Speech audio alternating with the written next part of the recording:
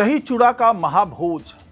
तेज प्रताप यादव ने यही तो दावा किया कि भैया तेजू भैया का दही चूड़ा भोज सुपर डुपर हिट नहीं होगा तो किसका होगा।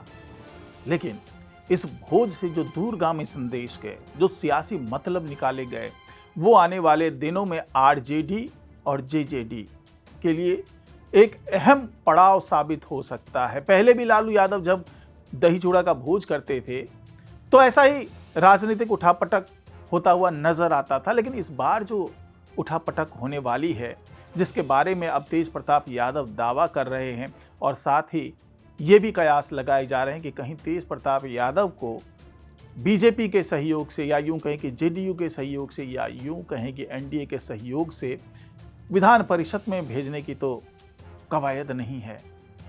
क्या उनको तेजस्वी यादव के सामने खड़ा करने की कोशिश की जा रही है?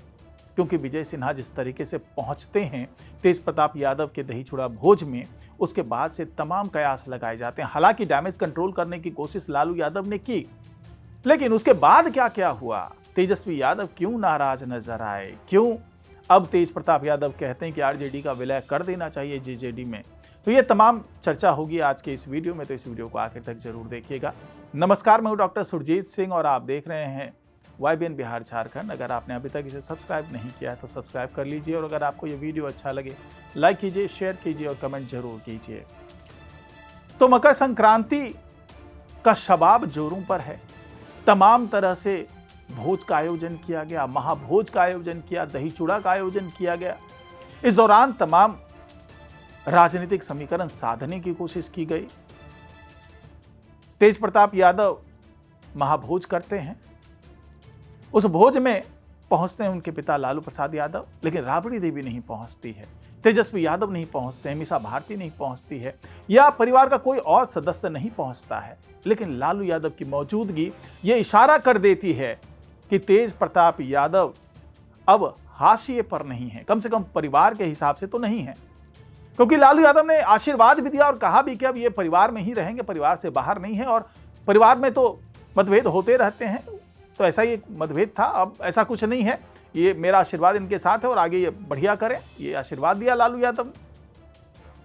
लेकिन ये आशीर्वाद के जो मायने हैं वो दूरगामी है। भले ही लग रहा हो कि ये पिता पुत्र का मामला है, लेकिन ऐसा नहीं है, क्योंकि ये जो भोज का आयोजन किया तेज प्रताप यादव ने, वो एक बेटे के तौर पर नहीं किया, लालू प्रसाद यादव के बड़े बेटे के तौर पर नहीं किया, बल्कि उन्होंने ये भोज का आयोजन किया जेजेडी यानी कि जनशक्ति जनता दल, जिनका उन्होंने गठन किया है, उसके अध्यक्ष के तौर पर किया।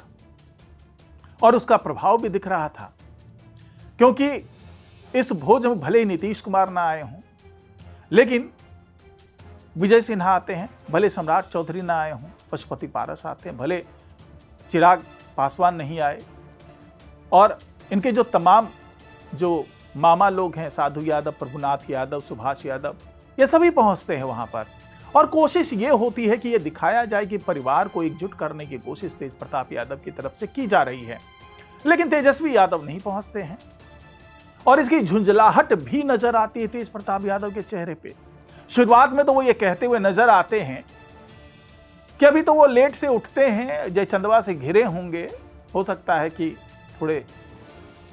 थोड़ा समय लें, थोड़ी देर से आए, और मैं रात के 9 बजे तक इंतजार करूंगा। और वो करते भी हैं, रात के 9 बजे तक इंतजार करते हैं, लेकिन वो आते नहीं। फिर झुंझलाहट नजर आती है। उन्होंने यहां तक कह दिया तेज प्रताप यादव ने कि ये अब आरजेडी जो है वो राष्ट्रीय जनता दल ना होकर के अब राष्ट्रीय जयचंद दल हो गया है। और तेजस्वी यादव को बार बार आगाह करने के बावजूद वो जयचंदों की भीड़ से अलग हो ही नहीं पाते हैं। जयचंद घेरे हुए हैं और वो घिरे हुए हैं। और लालू प्रसाद यादव का जब आशीर्वाद मिला तब उन्होंने यहां तक कह दिया कि आरजेडी का विलय अब जेजेडी में कर देना चाहिए, क्योंकि लालू प्रसाद यादव की असली पार्टी अब जेजेडी ही है। उनकी विचारधारा, उनके राजनीतिक सिद्धांतों के आधार पर चलने वाली पार्टी जेजेडी है और आरजेडी को इसमें विलय कर देना चाहिए। तेजस्वी यादव को अपनी हट छोड़ देनी चाहिए, अपनी जिद छोड़ देनी चाहिए। अब ऐसा बोलने के पीछे वजह क्या है? तो वजह यह भी है कि जिस तरीके से तेज प्रताप यादव की नजदीकी एनडीए से होती हुई नजर आ रही है। जिस तरीके से, खास तौर से अगर मैं बात करूं विजय सिन्हा की, तो विजय सिन्हा काफ़ी तवज्जो दे रहे हैं तेज प्रताप यादव को।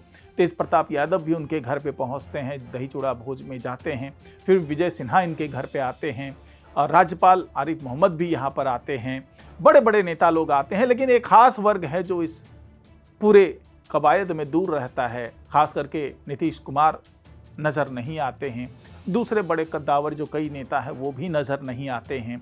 तो ये संदेश देने की कोशिश की गई थी कि ठीक है, आपने निमंत्रण दिया, हम मानते निमंत्रण को, लेकिन खुल करके आपके साथ किसी मंच पर नज़र नहीं आएंगे, ये भी है। और साथ ही ये भी माना जा रहा है कि ये शर्त एक तरीके से लगाया गया है कि आप जो है हमारे एनडीए का हिस्सा बन जाए, उसके बाद आपको साथ लेकर के चलेंगे, हर सुख सुविधा दी जाएगी, आपको एमएलसी बनाया जाएगा। क्योंकि जब तेज प्रताप यादव से पूछा गया कि क्या आप एमएलसी बनना चाहते हैं, जाना चाहते हैं, तो उन्होंने भी कहा कि भाई बड़ा पद किसे अच्छा नहीं लगता है, अगर ऐसा कोई ऑफर आएगा तो देखेंगे।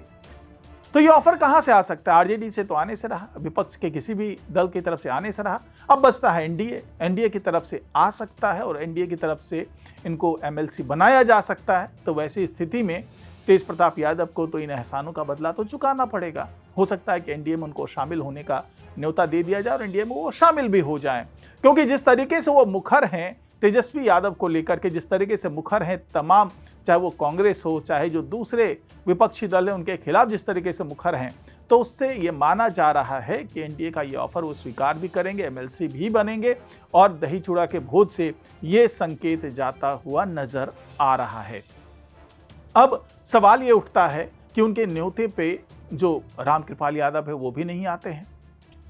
तो वो क्यों नहीं आते हैं? क्योंकि रामकृपाल यादव ने निमंत्रण मिलने के बाद ये कहा था कि अगर भतीजे ने बुलाया है तो चाचा जरूर जाएगा, लेकिन चाचा पहुंचता नहीं है। तो उसे यह माना जा रहा है कि शायद चाहे बीजेपी हो चाहे जेडीयू हो, उनकी तरफ से यह साफ साफ संकेत है कि एक सीमित दायरे में इनके निमंत्रण को माना जाए, और सीमित दायरे में विजय सिन्हा के घर पे चूंकि आए थे तेज प्रताप यादव, तो विजय सिन्हा तो पहुंचते हैं, लेकिन बाकी कोई भी कद्दावर नेता इनके घर पर नहीं पहुंचता है। सरकार की तरफ से अगर देखें तो राज्यपाल आरिफ मोहम्मद वहां पहुंचते हैं, लेकिन नीतीश कुमार वहां पर नहीं पहुंचते हैं।